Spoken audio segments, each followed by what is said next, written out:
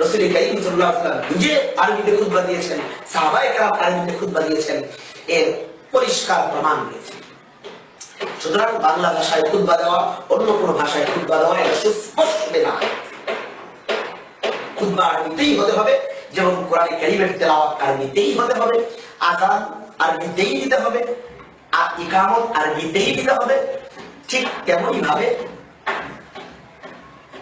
জুমার খুতবাও আরবিতেই দিতে হবে, অন্য কোনো ভাষায় দেওয়ার কোনো প্রমাণ কোথাও নেই। সুতরাং যারা এই দাবিগুলি করতেছেন তারা সুস্পষ্ট বিদআতের দিকে মানুষকে দাওয়াত দিচ্ছেন। যদিও তারা নিজে মুখে মুখে বলতেছেন তারা কোরআন এবং সহিহ হাদিসের দিকে দাওয়াত দিচ্ছেন, আসলে সুস্পষ্ট বিদআতের দিকে দাওয়াত দিচ্ছেন।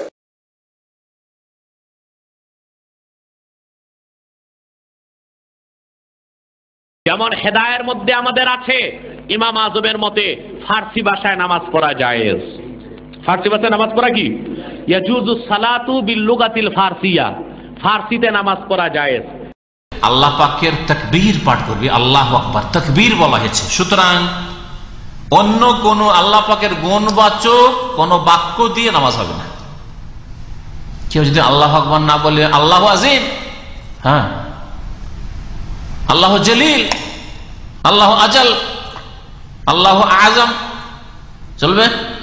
চলবে না, চলবে না। না, কিন্তু কিছু ফিকার কিতাব আছে চলবে, চলবে কথা। আল্লাহর যে কোনো রকমের সানা হইলেই চলবে। আল্লাহু আকবার বলা শোনা। নবী করিম সাল্লাল্লাহু আলাইহি ওয়াসাল্লামের জীবনে বা সাহাবায়ে কেরামদের জীবনে কোন একজন সাহাবী পর্যন্ত কোনদিন এইরকম করে নামাজ পড়েনি। তাকবীর দিয়ে নামাজ পড়েছে, মানে আল্লাহু আকবার দিয়ে নামাজ পড়েছে। সুবহানাল্লাহ না, নামাজ এরকম পড়েনি। হ্যাঁ, আলহামদুলিল্লাহ না, এরকম করে নামাজ পড়েনি। আল্লাহু আকবার, আল্লাহু আযম না, নামাজ পড়েননি এরকম। এমন কি আরেক ফতোয়া আছে, আতাওয়ারাম ভাই সামনে আছে কিন্তু দাওরা হাদিস পাস, সেজন্য বলছি, আছে না ফার্সি ভাষায় নামাজ হবে, তাকবীর হবে না। আল্লাহ বুজুর্গ বার্তার আস্ত, এটা আল্লাহু আকবারের অর্থ। ফার্সিতে আল্লাহু আকবারের অর্থ হচ্ছে আল্লাহ বুজুর্গ বার্তার আস্ত। আল্লাহ হচ্ছেন বুজুর্গ বার্তার, মানে সবচেয়ে বড়। এইটা বললেও নামাজ হয়ে যাবে। তাহলে যেই মাযহাবের ফিকাতে ফার্সিতে তাকবীর দিলে নামাজ হয়ে যায়, তাদের জুমার খুতবা, ঈদের খুতবা কেন আবার বাংলায় হবে না? আমার প্রশ্ন থাকলো তাদের কাছে, জবাবটা তাদের কাছ থেকে চাই। যাদের ফিকার কিতাবে আছে যে সূরা ফাতিহা বিল লুগাতিল ফারসিয়াতে, নুরুল আনওয়ারে আছে, ফিকার কিতাবে আছে, ফতোয়ার কিতাবে আছে, আলেম ফাজেল, আর তারপরে দাওরা, এসব কিতাব কওমি মাদ্রাসাতে পড়ানো হয় সব কিতাবাদি, যে ফার্সি ভাষায় সূরা ফাতিহা পড়লেও নামাজ হয়ে যাবে। যে মাযহাবে, তাদের কাছে বাংলা ভাষায় বা ফার্সি ভাষায় আরবি ছাড়া জুমার খুতবা কেন চলবে না, ঈদের খুতবা কেন চলবে না? এই মুসলিম জাতিকে দিনের জ্ঞান থেকে এইভাবে বঞ্চিত কেন রেখেছে? বছরে 52টা সপ্তাহে 52টা জুমার মাধ্যমে আমাদের মন্ত্রী, মিনিস্টার আর পুঁজিপতি যারা কোনো আজ মাহফিলে আসবে না, কিন্তু জুমায় আসবে, ঈদে আসবে, তারা দিন সম্পর্কে যথেষ্ট জ্ঞান হাসিল করতে পারতো না? তাহলে এতে থেকে বঞ্চিত রাখেনি? জবাব দিতে হবে কিয়ামতের দিনে, যে নিজের মাযহাবে সূরা ফাতিহা ফারসিতে জায়েজ, তাকবীরে তাহরিমা ফারসিতে জায়েজ, আর আবার জুমার খুতবাটাই শুধু না জায়েজ। হ্যাঁ, জুমার খুতবা না জায়েজ। জুমার খুতবা নবী সাল্লাল্লাহু আলাইহি ওয়াসাল্লাম কখনো আরবি ছাড়া দেননি, সেই জন্য নাকি না জায়েজ। তো নবী সাল্লাল্লাহু আলাইহি ওয়াসাল্লাম আর ফারসিতে সূরা ফাতিহা পড়েছেন নাকি? তাকবীরে তাহরিমা দিয়েছেন নাকি? তারপরে আরো মজার কথা, নবী করিম সাল্লাল্লাহু আলাইহি ওয়াসাল্লামকে সাহাবারা জিজ্ঞাসা করেন, কোন ফার্সি ভাষায় মাসলা জিজ্ঞেস করেছেন নাকি? বাংলা ভাষায় মাসলা জিজ্ঞেস করেছেন না? উত্তর দিয়েছেন। তাহলে আপনাদেরকে আমার কাছ থেকে কোনো মাসলা জানতে হলে আরবিতে সওয়াল করতে হবে, আর আমি উত্তর আরবিতে দেব। কারণ নবী করিম সাল্লাল্লাহু আলাইহি সাল্লাম আরবিতে জবাব দিয়েছেন ফতোয়ার, আর আরবিতে সাহাবীরা জিজ্ঞাসা করেছেন মাসলা। বোঝা গেছে? যারা বলবেন যে জুমার খুতবা যেহেতু নবী আরবিতে দিয়েছেন, সুতরাং আমাদের আরবি দিতে, নবী সাল্লাল্লাহু আলাইহি সাল্লাম উত্তর দিয়েছেন মাসলা মাসাইলের আরবিতে, আর সাহাবীরা সওয়ালও করেছেন, প্রশ্ন করেছেন আরবিতে, সুতরাং আপনারা যে কোনো মাসলা জিজ্ঞেস করবেন, টিভিতে জিজ্ঞাসা করেন। ওই ভাইদেরকে বলছি যারা জুমার খুতবাকে বাংলাতে জায়েজ মনে করেন, উর্দুতে জায়েজ মনে করেন, তাদেরকে বলছি যে আল্লাহর রাস্তে আগে আরবি শিখেন, কারণ দিনের মাসলা মাসাইল জানতে হবে, আর আরবি ছাড়া জানা যাবে না। আর আলেম সাহেবদেরকে বলছি যে ভালো করে আরবিতে পাণ্ডিত্য হাসিল করেন, কারণ আরবিতে উত্তর দিতে হবে, বাংলাতে উত্তর দেওয়া যাবে না। বুঝছেন? সেটা যখন ঠিক নয়। আসলে সওয়াল জবাব যে কোনো ভাষায় করা যাবে, জুমার খুতবা, ঈদের খুতবাও যে কোনো ভাষায় করা যাবে। যেই ভাষার লোক সেখানে সিংহভাগ, সেখানে সেই ভাষাতে খুতবা হওয়া উচিত, বক্তব্য হওয়া উচিত। খুতবা মানে বক্তব্য, জুমার খুতবা মানে জুমার বক্তব্য, আর ঈদের খুতবা মানে ঈদের বক্তব্য। জুমার খুতবার আগে, আরবি খুতবার আগে দেশি তরিকায় যে একটা বয়ান হয়ে থাকে, এটা জায়েজ কিনা? দুটো প্রশ্ন। খুতবা মানে কি আপনাকে জানতে হবে। খুতবা মানে কি? খাতাবা একতব খুতবাতান মানে সম্বোধন করা। আমি যে আপনাদের সাথে কথা বলছি এটা হচ্ছে কি? সম্বোধন করা, ইংরেজিতে অ্যাড্রেস করা। হ্যাঁ, অ্যাড্রেস করছি, এই হচ্ছে খুতবা। তো আরবি ভাষায় যদি আপনাদের সামনে আমি এখন কিছু বলি, তাহলে এটা কি সম্বোধন করা হবে? আরবি বুঝেন না আপনারা, আরবিতে আপনাদের সাথে আমি করছি, আপনাদের সামনে আরবি স্পিচ রাখছি, তাহলে এটা কি সম্বোধন হবে? সম্বোধন হবে না, কারণ যে ভাষা বুঝেন না ওই ভাষা বলছি, ঠিক না? তাহলে বাংলাতে যদি আমি বলি তাহলে আপনাদের সাথে কি হবে? সম্বোধন হবে, আপনাদের কানে পৌঁছবে, আপনি বুঝতে পারবেন, অন্তরে নামবে। এটা হচ্ছে খুতবার শাব্দিক অর্থ, আর এটা হচ্ছে খুতবার লক্ষ্য উদ্দেশ্য। আর নবী করিম সাল্লাল্লাহু আলাইহি ওয়াসাল্লাম যখন যেই সমস্যাগুলি থাকতো, যেই রকমের মৌসুম থাকতো, যেই রকমের প্রয়োজন থাকতো, সেই রকমের খুতবা দিতেন, জুমার বা ঈদের বা অন্য অন্য এইভাবে খুতবা দিতেন। বুঝা গেছে? খুতবা মানে এক কথায় বক্তব্য সম্বোধন করা। জুমার খুতবাগুলি আমাদের দেশে 12 চাঁদের যে খুতবা, প্রায় 80 থেকে 100 বছর আগে এগুলো লেখা হয়েছে।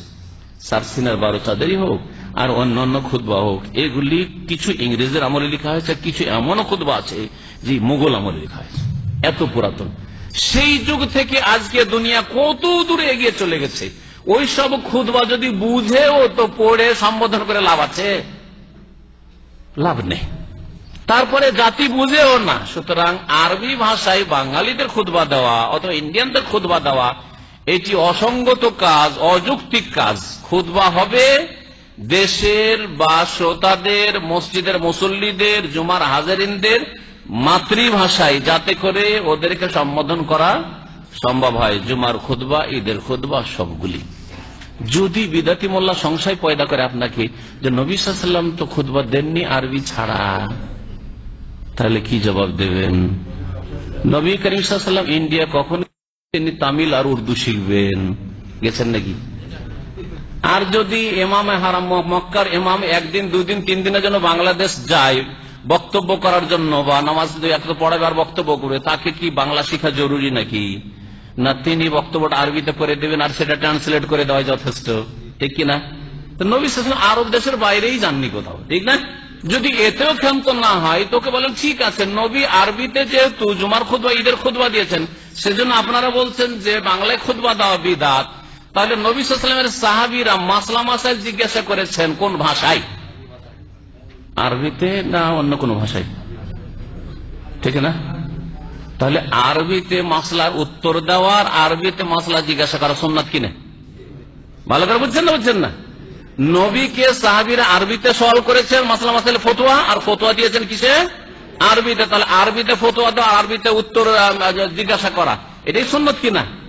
তাহলে আপনার জন্য ওই হুজুরদেরকে বাংলাতে ফতোয়া জিজ্ঞাসা করা কি জায়েজ? না আরবি শিখে আসতে হবে, না আরবিতে লিখে আসতে হবে? আর ওই হুজুরকে বলতে হবে মসজিদের ইমামকে, যে যেহেতু আপনারা বলছেন যে খুতবা হচ্ছে আরবিতে নবীর সুন্নাত, তো যেহেতু নবীও আরবিতে ফতোয়া দিয়েছেন, আপনাকেও আরবিতে কি দিতে হবে? আমার প্রশ্নের উত্তর দিতে হবে। দেখবেন যে ওর হাওয়া খারিজ হয়ে যাবে, কারণ আরবিতে বলতে পারবে না, আরবিতে তো ফতোয়াও দিতে পারবে না, হুজুর নষ্ট হয়ে যাবে, ঠিক কিনা? এখানে যেমন লক্ষ্য উদ্দেশ্য যে মুফতিকে ফতোয়া জিজ্ঞাসা করে আপনি কি মুফতিকে, আলেমকে বুঝিয়ে দিলেন যে আমার সওয়াল হচ্ছে এই, আর সেও আপনাকে তার ভাষা, আপনার ভাষায় বুঝিয়ে দিবে, এটাই হচ্ছে ফতোয়ার উদ্দেশ্য আর ফতোয়া জিজ্ঞাসার উদ্দেশ্য। ঠিক তেমনই খুতবার উদ্দেশ্যটা ওই রকমই। তা খুতবা আউয়াল খুতবা উলা খুতবা সানে, পয়লা খুতবা দোসরা খুতবা যে দেয় আরবিতে, ওই চটি কিতাব দেখে পড়ে, তার আগে একটা বয়ান শুরু করে। তো কয় খুতবা হইল? 3 খুতবা হয়ে গেল। নবীর সুন্নাত 2 খুতবা না 3 খুতবা? সুতরাং এই 2 খুতবার আগে আর একটা বার বয়ান রাখা, এটা আর একটি বিদআত, 3 খুতবার বিদআত। কি এটা হচ্ছে? 3 খুতবার বিদআত। দেখেন, নবীর খুতবার লক্ষ্য উদ্দেশ্যের সুন্নতকে বাদ দিতে গিয়ে আর এক বিদআতে লিপ্ত হয়েছে, বয়ানের বিদআতে লিপ্ত হয়েছে। জুমার দিনে এইরকম কোন বয়ান নাই ইসলামে। তো মোতারা আরেকটি জিনিস আমরা আলোচনা করছিলাম, খুতবার যে আরবিতেই হচ্ছে বাধ্যবাধকতা আছে কিনা, এই বিষয়টা আমি আমার বইয়ের শুরুতে একটা বড় প্রবন্ধ আকারে এনেছি। এটা আমি বিস্তারিত আলোচনার মাধ্যমে যেটা আমার কাছে ফুটে উঠেছে আমি ওটা লিখেছি, সেটা হলো খুতবার মূল ইবাদত হলো ওয়াজ, অর্থাৎ মুক্তাদিদেরকে একটা বিষয় বুঝানো, ভাষাটা হলো উপকরণ। এটা নিয়েই আলেমদের ভিতরে কিছু মতভেদ। আমাদের ভারতীয় উপমহাদেশের হানাফি উলামায়ে কেরাম আরবিটাকে জরুরি বলেছেন, আরবি ছাড়া অন্য ভাষা ব্যবহারকে মাকরু বলেছেন। আবার আবু হানিফার মতো নিজে এবং তার ছাত্ররা এবং অন্যান্য তুরস্কের হানাফিরা, মিশরের হানাফি উলামায়ে কেরাম তারা মাতৃভাষার ব্যবহারকে বৈধ বলছেন, বেশি দিয়েছেন। আমরা সামগ্রিকভাবে এটা মূল বিষয় হলো ইবাদতটা কি, ইবাদতটা কি শব্দ উচ্চারণ করা না বিষয়। এখানে যে শব্দ যদি ইবাদত হতো তাহলে সাহাবায়ে কেরাম রাসূলুল্লাহ সাল্লাল্লাহু আলাইহি ওয়াসাল্লামের সুন্নাত শব্দের বাইরে খুতবা দিতেন না। এই জন্য আমরা খুব ভালোভাবে দেখছি সাহাবায়ে কেরাম সালাতের দোয়া, আজকার, জিকির সব সালাতের বাইরে দোয়া, আজকার, জিকিরের শব্দের পরিবর্তন করেননি, হুবহু গুলো এনেছেন, কিন্তু খুতবাগুলো কিন্তু হুবহু আনেননি, তারা নিজের ভাষায় খুতবা দিতেন। অর্থাৎ এখানে ভাষা, শব্দ, বাক্য ইবাদত না, ইবাদত হলে মানুষকে বোঝাতে হবে। যখন আরবি ভাষার পরিবর্তন হয়েছে, আরবি ভাষার ভিতরে অন্যান্য ভাষা ঢুকেছে, তুর্কি, সেগুলো তারা ব্যবহার করেছে। এই জন্য এখানে মূল ইবাদত আর উপকরণের পার্থক্য বুঝতে হবে। যেমন আমরা হজে যাব, হজের জন্য রাসূল উঠে গিয়েছেন, এটা যেমন সত্য, হজে যে আরাফায় থেকেছেন এটা সত্য, তাবু বানিয়েছেন এটা সত্য, বা অনেকগুলো কাজই তিনি করেছেন। এর ভিতরে কিছু আছে ইবাদত, কিছু আছে ইবাদতের উপকরণ। আমরা যদি উটটাকে ইবাদত ধরি তাহলে উটের পিঠে চড়ে আমাদের যেতে হবে, না গেলে সেটা বেদাত হবে, কঠিন অবস্থা। আর যদি উটটাকে উপকরণ ধরি, আরাফাতে পৌঁছানোটাকে ইবাদত ধরি, তাহলে যেটাতেই যাই আমাদের দিনের কোনো ক্ষতি হবে না। ঠিক সেই হিসেবে আমি আমার যতটুকু সাধ্যে কুলিয়েছে আমি গবেষণা করে দেখেছি যে সুন্নাতের আলোকে, সাহাবীদের কর্মের আলোকে, তাবেঈনদের কর্মের আলোকে, ফুকাহাদের বক্তব্যের আলোকে খুতবার ইবাদত হলো নসিহত।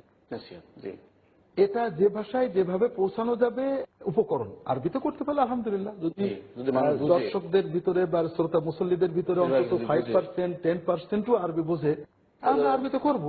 কিন্তু এমন যদি হয় কেউ আরবি বোঝে না, আমি শুধু শুধু বকবক করছি, এটার চেয়ে তো যদি এখানে উদ্দেশ্যে ইবাদত কোরআন তেলাওয়াত করলে তো ভালো, দরকার কিছু, আর কোরআন তেলাওয়াত শুনলে কিছু সওয়াব হতো। তো এই জন্য এখানে উদ্দেশ্য ওয়াজ, এবং এই জন্য খুতবাকে হাদিস শরীফে ওয়াজ বলা হয়।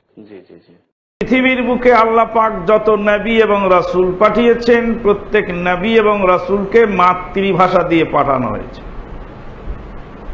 আল্লাহর নবী সাল্লাল্লাহু আলাইহি সাল্লামের আরবি ভাষার ফজিলত মর্মে যে হাদিস বলা হয়ে থাকে তা হলো জাল হাদিস।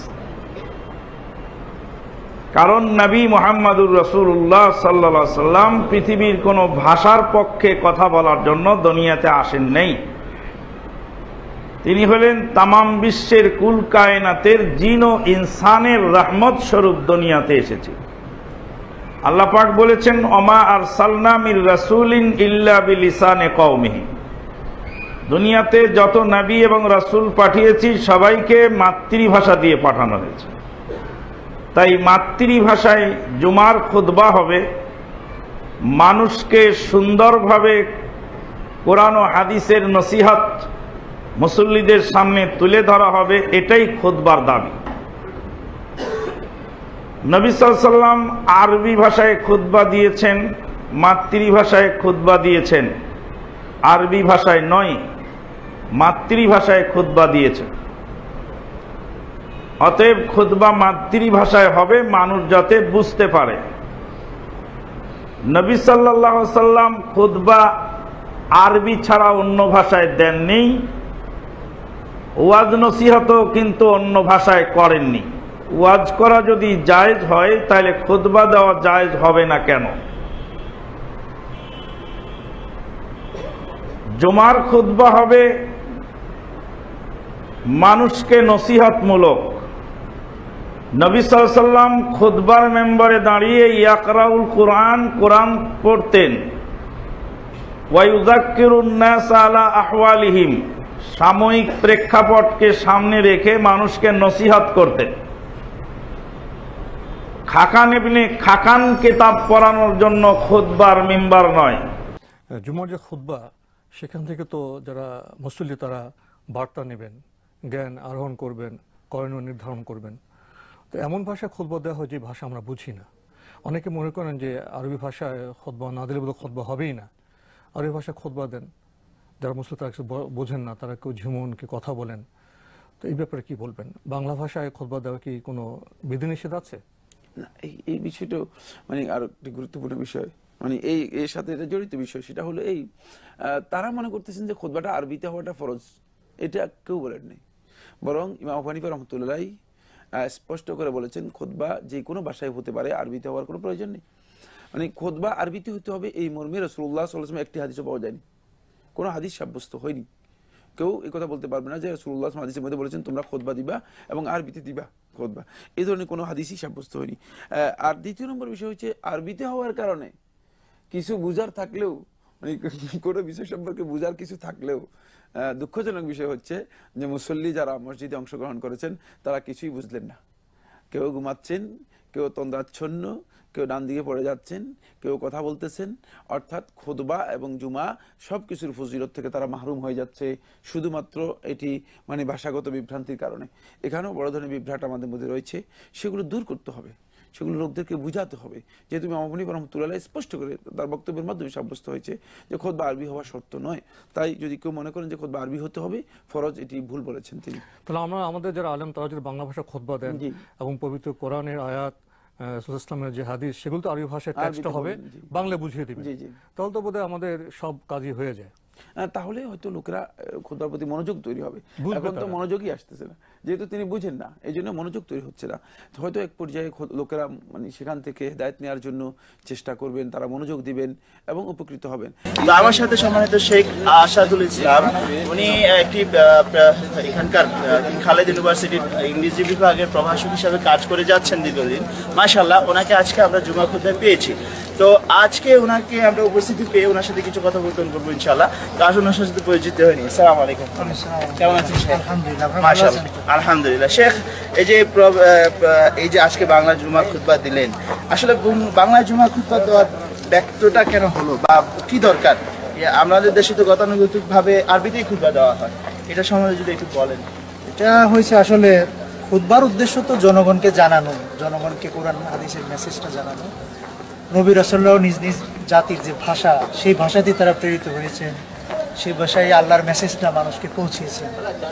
তো যদি আমরা বাংলাভাষীদের মধ্যে এই মেসেজটা তাদের ভাষায় না দেই, তাহলে তারা কেমন করে বুঝবে? আর আরবির যে ব্যাপারটা খুতবাতে থাকে শুরুতে, শেষে এবং কোরআন হাদিসের যে কোটেশনগুলো থাকে, সেটা তো আরবির যে পারপাস সেটা সার্ভ করতেইছে, কিন্তু ব্যাখ্যা বিশ্লেষণে তো স্বজাতির ভাষায় না দিলে তারা সেটা বুঝতে পারবে না। ওই মেসেজটার যে অর্থ, যে সার্থকতা, সেটা তাদের মধ্যে আসবে না। যে কারণেই আমাদের বাংলাদেশে যদিও বেশিরভাগ ক্ষেত্রে আরবি ভাষায় মুখস্থ খুতবা দেওয়া হয়, কিন্তু বাংলাদেশে ওই সংখ্যাটাও আবার কম নয়। অন্তত আমি বলবো যে 3 কোটি জনগণের মধ্যে বাংলা ভাষায় খুতবা তো সেখানে চালু আছে, এবং আমার মনে হয় এটা এখন আরো আগের চাইতে অনেক বেশি বেড়েছে। ওখানে যারা বাংলা ভাষায় জুমার খুতবা দিতেন, সেই এলাকাগুলো ছাড়াও নতুন নতুন এলাকায়, ঢাকাতে আপনি বিভিন্ন জায়গায় দেখতে পাবেন যে এখন সেখানে বাংলা ভাষায়ও খুতবার ব্যাখ্যা বিশ্লেষণ চলছে, কোরআন হাদিসের কোটেশনের ব্যাখ্যা বিশ্লেষণ চলছে। এবং আমি ইসলাম বিশ্ববিদ্যালয়ে যখন পড়তাম, তখন ওখানকার শিক্ষকরা বলতেন যে খুতবা, এই মূল খুতবার আগে বাংলা একটা খুতবা, তার তো 3টা খুতবা হয়ে যায়, বরং খুতবা হওয়া দরকার, কোটেশন থাকবে কোরআন হাদিসের, ওইটার তাফসির বা ওইটার ব্যাখ্যাগুলো নিজ ভাষায় দিতে হবে যাতে জনগণ বুঝতে পারে। মানে এক কথায় বলা যায় যে স্বজাতির ভাষায় যেন বাংলা খুতবাটা দিলে মানুষ যেন বুঝে। হ্যাঁ, সেটা যে কোনো ভাষায় হতে পারে। হ্যাঁ, আমি ইংল্যান্ডে গেলে আমাকে ইংরেজি ভাষায় ব্যাখ্যাটা বলতে হবে, কিন্তু কোটেশন বা অন্যান্য ব্যাপারগুলো সেগুলো আরবিতেই থাকবে। অর্থাৎ খুতবার ব্যাখ্যা বলতে চাচ্ছেন যে মানুষের মুখস্থিত ভাষাটাই আপনার জন্য সেটাই। তো এখানে কি আর কোনো দাবি আছে যে এটা করাটাই একেবারে বৈধতা, বা মনে করেন যে কম্পালসারি, আমরা একটা শব্দ বলি যে অবশ্যই এই ভাষাতেই করতে হবে, বা স্বজাতির ভাষায়?